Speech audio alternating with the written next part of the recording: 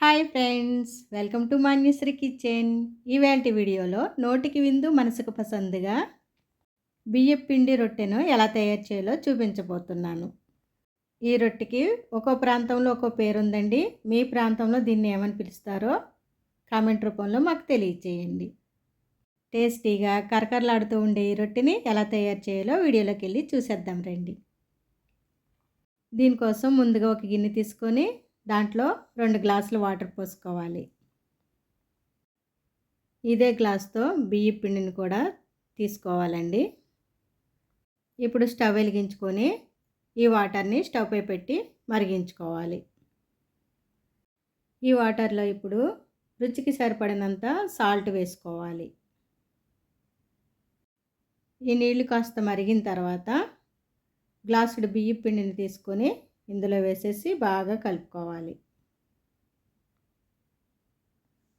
ఉండలు అనేది లేకుండా బాగా కలపాలండి. ఈ విధంగా చేయడం వల్ల మనం బియ్యం పిండి రొట్టె కరకరలాడుతూ గుల్లగా వస్తుందన్నమాట. అందుకని పిండిని ఇలాగా ఉక్కబెట్టుకొని తీసుకోవాలండి. పిండి మొత్తాన్ని ఇలా కలిపేసిన తర్వాత స్టవ్ ఆఫ్ చేసేసుకొని మూత పెట్టేసి ఒక 5 నిమిషాల పాటు చల్లారి పెట్టుకోవాలి.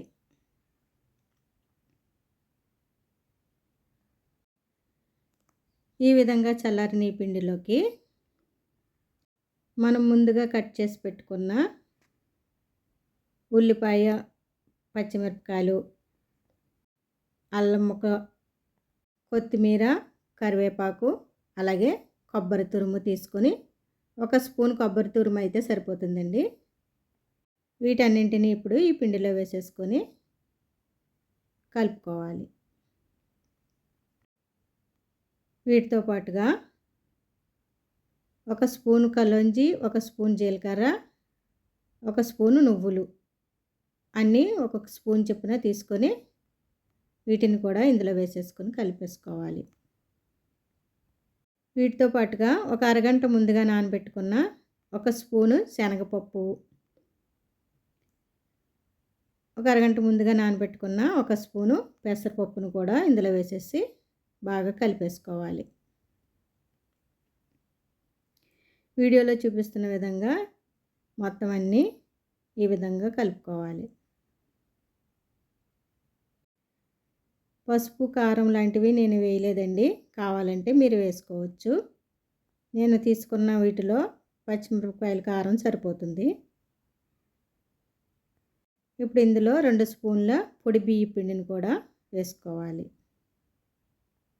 పొడి బియ్యం పిండి వేయటం వల్ల పిండి మరీ లూజుగా లేకుండా కొంచెం రొట్టె వేసుకోవడానికి కన్సిస్టెన్సీ సరిపోయేలాగా ఉంటుందన్నమాట. ఇప్పుడు ఇలాంటి పాన్ ఒకటి తీసుకొని దీంట్లో కొంచెం ఆయిల్ వేసుకొని ఆయిల్ పాన్ మొత్తం స్ప్రెడ్ చేసుకోవాలి. ఈ విధంగా స్ప్రెడ్ చేసుకోవాలండి. ఇప్పుడు కలిపి పెట్టుకున్న బియ్యం పిండిని 2 భాగాలుగా చేసుకొని ఒక భాగం ఈ పాన్లో వేసి బాగా పలుచగా స్ప్రెడ్ చేసుకోవాలి. నేను తీసుకున్న గ్లాసుడు బియ్యం పిండి 1/2 కిలో ఉంటుందండి. 1/2 కిలోకి నాకైతే 2 రొట్టెలు అయినాయి. నేను తీసుకున్న పాన్ కూడా చిన్నది కాబట్టి 2 రొట్టెలు అయినాయి. ఇలా స్ప్రెడ్ చేసుకున్న తర్వాత మధ్యలో ఇలా చిన్న ఓల్లా చేసుకోవాలి. ఇలా ఓల్ పెట్టుకొని చుట్టూరు కూడా చిన్న చిన్న ఓల్స్ పెట్టుకోవాలి.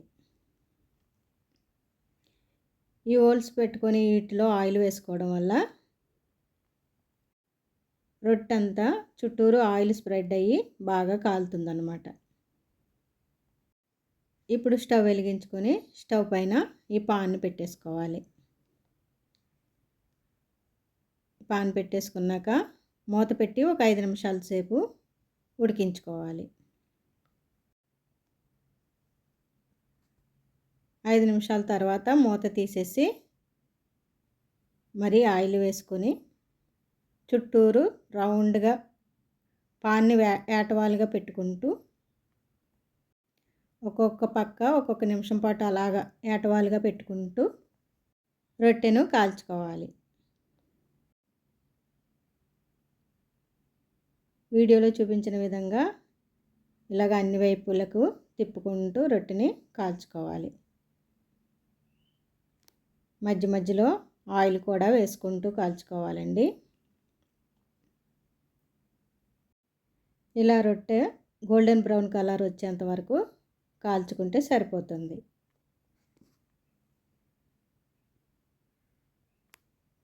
ఇది చాలా రుచిగా టేస్టీగా ఉంటుందండి. తినే కొలది ఇంకా తింటే బాగుండు అనిపిస్తుంది, అంత టేస్టీగా ఉంటుంది. ఇది స్టవ్ ఆఫ్ చేసుకుని పూర్తిగా చల్లారిన తర్వాత ఇలా చేత్తో తీస్తే వచ్చేస్తుందండి ఈజీగా. చూడండి ఎంత రోస్టీగా కలర్ఫుల్గా ఉందో. ఈ విధంగా కాలితే సరిపోతుందండి. ఇక ప్లేట్లోకి సర్వ్ చేసేసుకోవడమే. అంతే ఫ్రెండ్స్, బియ్యపిండి రొట్టె రెడీ అయిపోయింది. ఈ వీడియో నచ్చితే లైక్ చేయండి ఫ్రెండ్స్. మా ఛానల్ని సబ్స్క్రైబ్ చేయండి. Thank you for watching.